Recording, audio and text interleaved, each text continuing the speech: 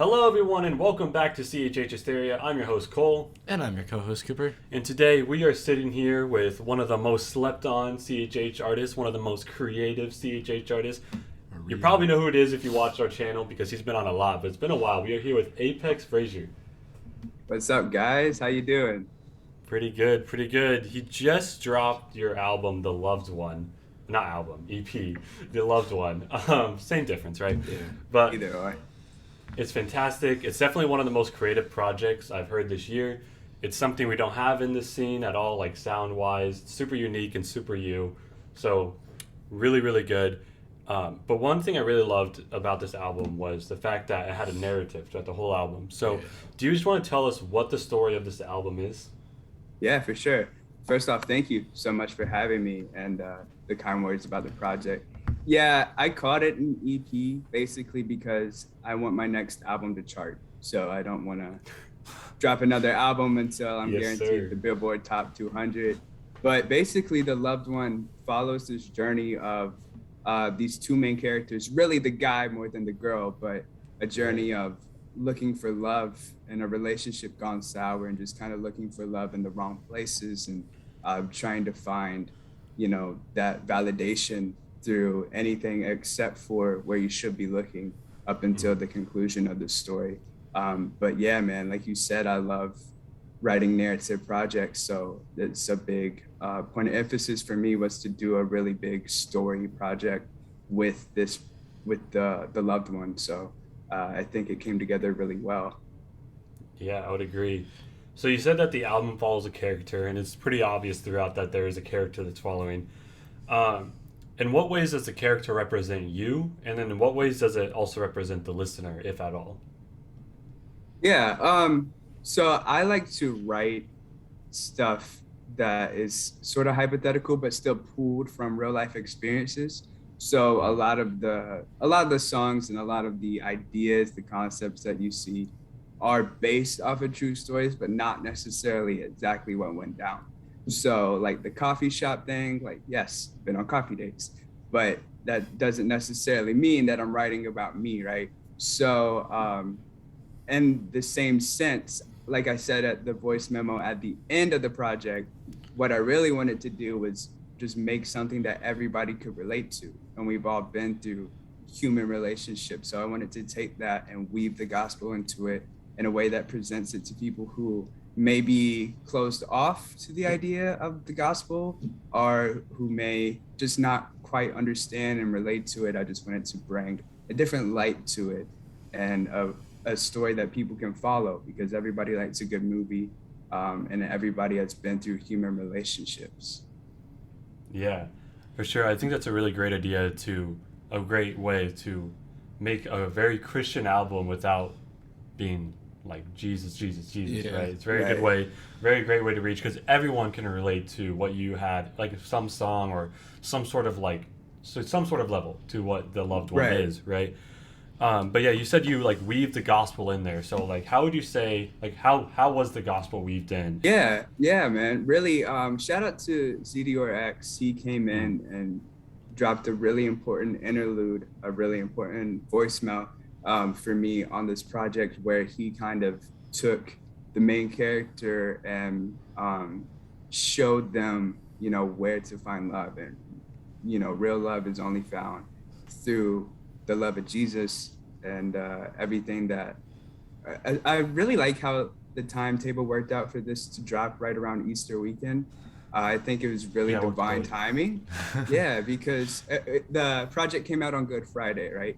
And that was like the ultimate sacrifice of love ever in human history was Jesus dying on the cross for us. So ZDRX came in and had a little interlude where he spoke to my character to just kind of put some perspective in their mind to just trust God, man, because ultimately everything that we lust after, everything that we chase after is going to leave us short if it's not fulfilling us spiritually. And spiritually, we can only be fulfilled through Christ. So that's something that I, of course, struggle with as a young man is trying to find balance and trying to find love in different places. I'm 20 years old and that's something that I think a lot of people around my age really struggle with. So that was a big point of emphasis, was to point to Christ through the love story in one way or another. I feel like Z was the perfect option to come in, and that interlude played so well as it literally speaks to the person listening, and it kind of pulls you in because it's still part of the story, but it's also directly telling you you need to trust God. And I think that it was just really cool how it all worked out. And then of course with Too Long, it's kind of the confessional piece where it's like, these things that I'm chasing after aren't satisfying me. I've been playing this game way too long, and I'm just ready to give it all up. So I think that's kind of the beauty of the gospel, is that, you know, the grace is always there, no matter what. It's always there for us, and it was there for the loved. Yeah, that's really good. That was a really good explanation of how the gospel weaves in. And yeah, I do agree that like Z's interlude is a very important part of the story, which I think was good. Because sometimes albums have interludes that just kind of mean nothing. But yeah, Right. I like this one because like it meant something to the story, which is cool. So the album, kind of like leaving a little away from the message of the album, talking about the sound of the album. Because first of all, the message was really well done. The narrative was amazingly well done. But something else that really makes the album stand out is the sound of the album, right? And it's very unique for the space, like in our space. I feel like there's nothing like it. So, yeah, how did you come to the sound? What were some inspirations? And how do you think people are receiving this new sound? What do you say? Yeah, no, for sure. It is very unique. I agree. I don't think there's anything like it in CHH, and there's not really much like it out in the music world. I'm someone who listens to a lot of different genres, as you know, Cole. I love like indie pop music, and I think you could kind of see some of those influences. I'm a big Mac Miller fan, but more than anything, bro, I was very deliberate with just wanting to do something unique and new and special, because, in the words of Drake's dad, only real music gonna last. All that other stuff is here today and gone tomorrow. And I don't want my music to be here today and gone tomorrow. I want it to live in the hearts of the listeners forever.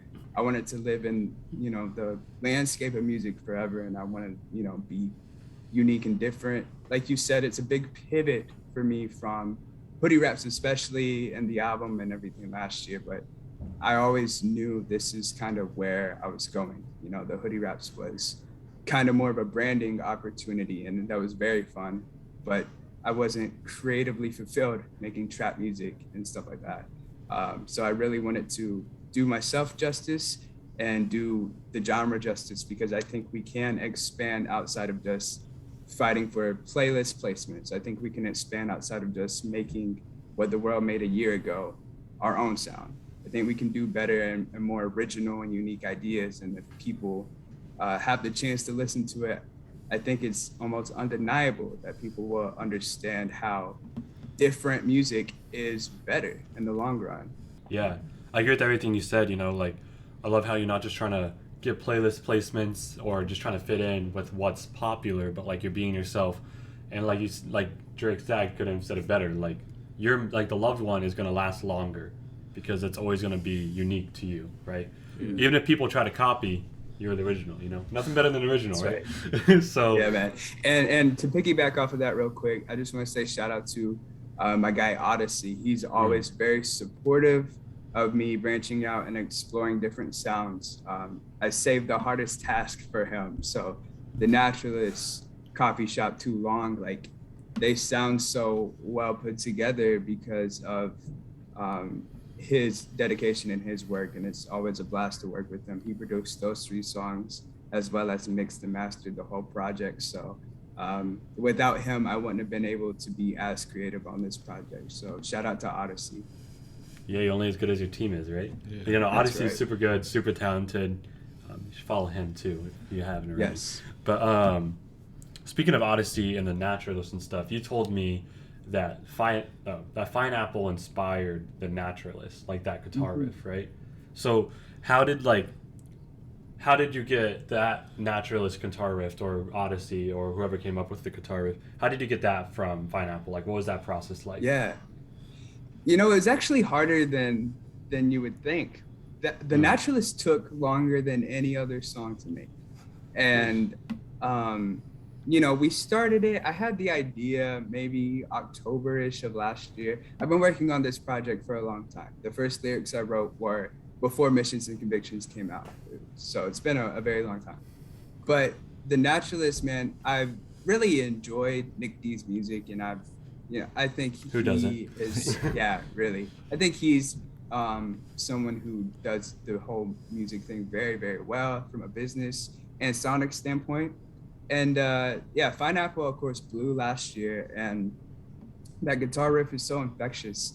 So I don't know, man. It just, when I heard it, I knew where I wanted to take it. I unfortunately don't play guitar, so I couldn't strum it out right away, and it took a lot of kind of tweaking to get to. But that muted pad that Odyssey played in the beginning was actually the second iteration of the beat. Originally, it was more of a just direct electric, and then he had the idea to make it a little muted thing, and I think it sounded really well in the end. Speaking of The Naturalist, real quick, I like it that it's almost like a misdirect to the rest of the project, not Mm. just conceptually, lyrically, but also sonically. It's a very Right. like pop punk intro, Yeah. and then a hard pivot halfway through. And that was always the plan. The pivot was always the plan. But the BPM decreasing by, I think, 41 overall was actually one of those happy accidents that happened. It just got messed up with the exporting the demo. And I texted Odyssey. I was like, bro, did you do this on purpose? He's like, oh no. I was like, it's perfect. Keep it exactly like that. Of course, he like fixed it up a little bit so that it sounded a little bit more consistent. But Right. it's just funny and really cool how some things like that happen. And those accidents make for the best art, always. Yeah, for sure. Yeah, I love that. The Naturalist is probably one of my favorites, if not my favorite from the project, Yeah. obviously. For obvious reasons. It's amazing. But yeah, it's kind of speaking of like the happy little accidents or that, people might not notice when they first listen. Like, what are some things that in this project, whether that be like parts of the story, lyrics, or like somehow something sounds that you think turned out really good and you're really, really proud of, but you think are kind of getting overlooked, or like not overlooked, but not enough attention, or people aren't really Yeah. realizing that sort of thing? Yeah.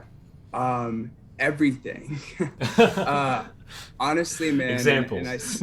Yeah, I say this from a place of confidence and not pride, but I would make the argument that I'm the most underrated artist in the world.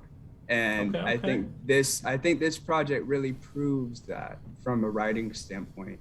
There's references to the overarching story all throughout the project. Even in The Naturalist, in the first verse where it's really fun and really happy, there's those little introductions of doubt. Said no to a FaceTime, kind of weird, but it's her, right? I'll just see you in the daylight.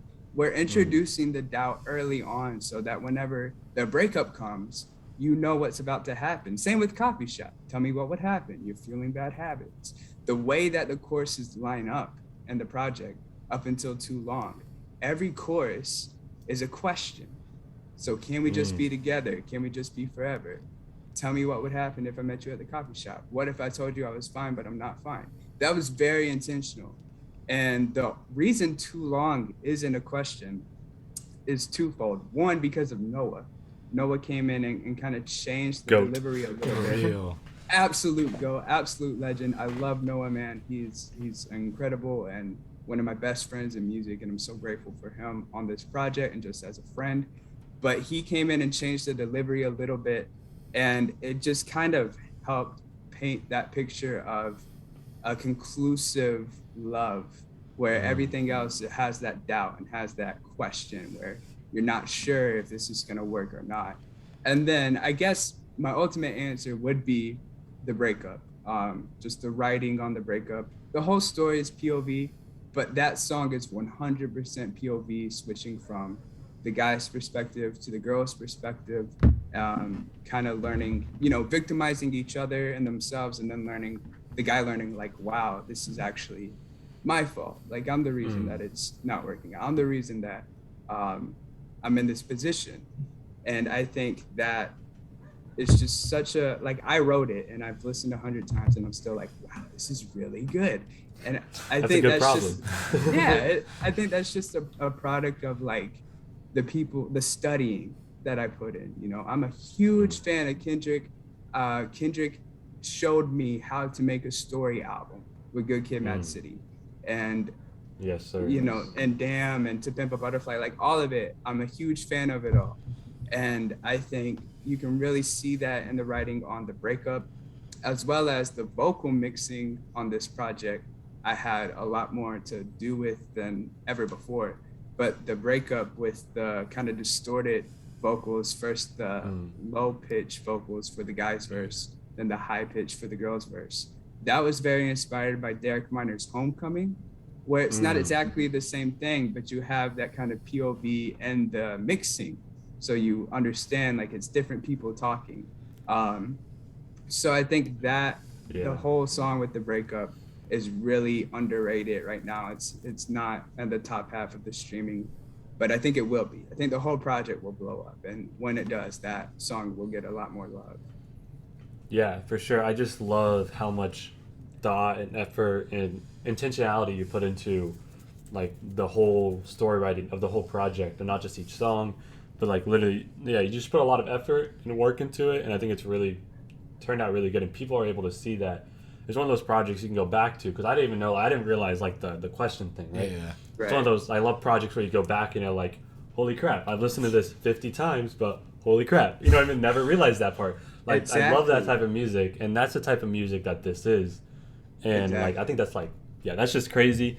I love it, and the songwriting is insane, like so good, like Yeah. so Thank good. you, bro. Thank you. Yeah, man. I mean, another artist who I'm like that with is Swoop. Not so much his last Mm. album, but like Cinema. When you go back and you re-listen to Cinema, it's like, Yes, whoa, I sir. missed that. And I think music like that just has a very special place in my heart. And I'm sure everybody feels the same way. But whenever you can re-listen and pick something out that's new every single time, like a Kendrick, Yes. like a Bellion, then that's, I think, the mark of a true artist, and that's what I strive to be. Speaking of kind of like the whole story arching, um, at the very beginning you start out with like the journey starts here, and at the very end you go the journey ends here for now. Does that mean that the loved one, like, are you foreshadowing a sequel, just like, or something similar? Like what did that mean? What does it mean? Um, yeah, man. Like, you know, I'm very intentional with writing. Obviously, we just talked about that, but with projects like Missions and Convictions was a sister project to the Anxiety EP.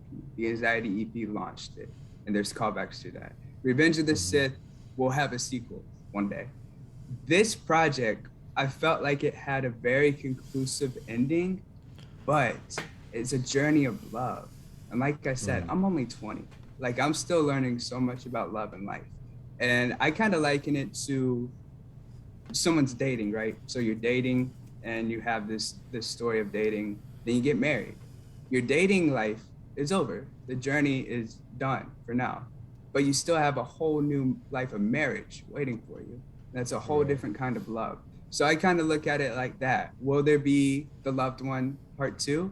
Probably not exactly, but this story will come back into play later. It could be next year, it could be 10 years from now, but is definitely going to be something that needs to stay relevant. Yeah. Are we gonna get a Bryce redemption arc? Yeah, Bryce man. Redemption Arc. Hey, Bryce didn't do anything wrong, bro. Yeah, for real. He didn't I'm just know. playing.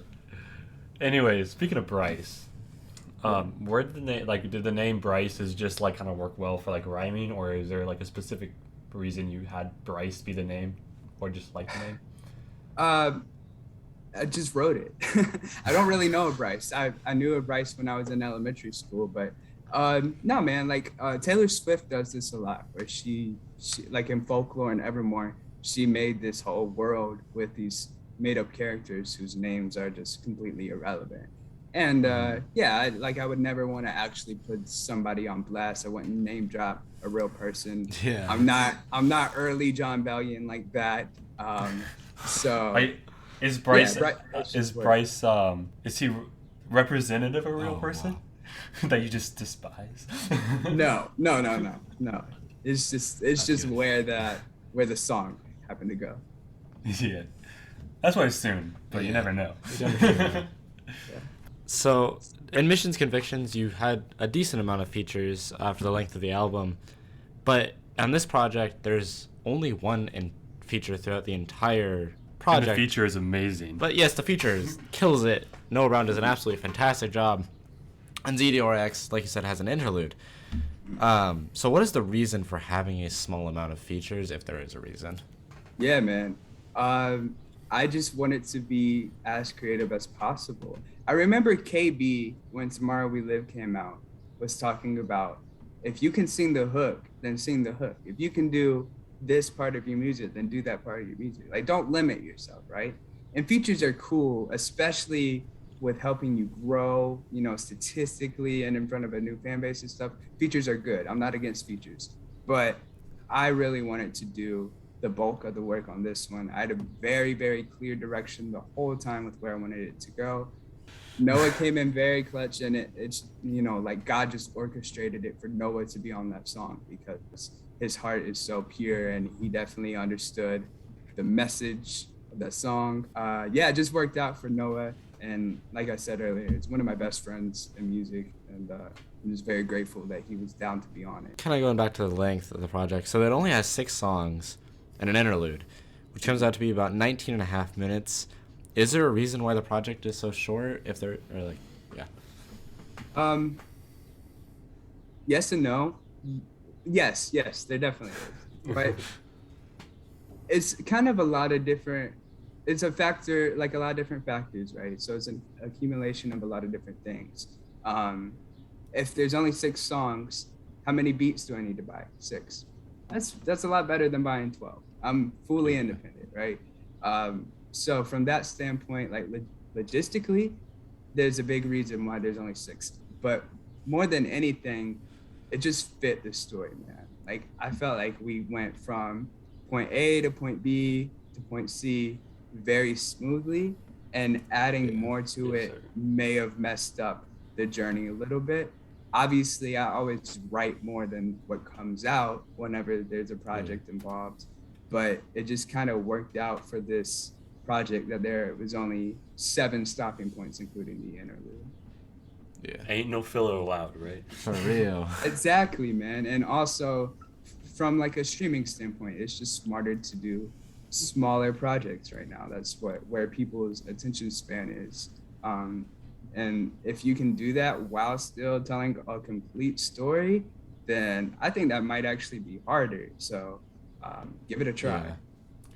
Honestly, bro, I think you should have put confidence at the end. I know it doesn't fit the story at all, but like it had the most stream. I know, right? Yeah, do a coming in hot situation. Yeah. Yeah. Yeah. Yeah.